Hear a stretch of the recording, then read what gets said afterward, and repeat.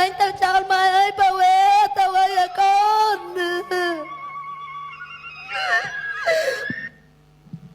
អូនអើយ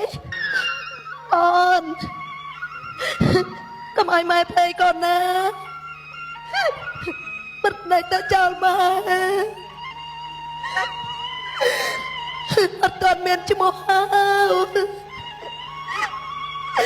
ចង់បានសម្បត្តិថ្មីអោថ្មីគេអត់បានទិញឲ្យគេអត់ទទួលស្គាល់កូនអូពុកធៀមខ្មៅ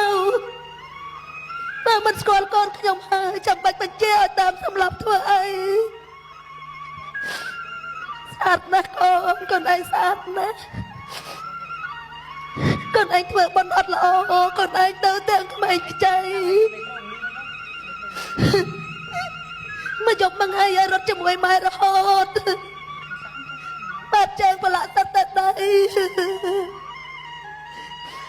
ម៉ែអើយម៉ែអញរត់ម៉ែអញដួលម៉ែអញហត់ចាំងណាហូបបាយសិនកូនម៉ែលែងខាត់ហើយហូបបាយសិនណាកូនណាម៉ែមិនចោលមិនចាំបាច់ទៅសុំបាយគេអ្នកមានតែហូបតែកូនពុកគេមានក៏អត់ស្គាល់កូនឯងហូបបាយសិនកូនណាអូន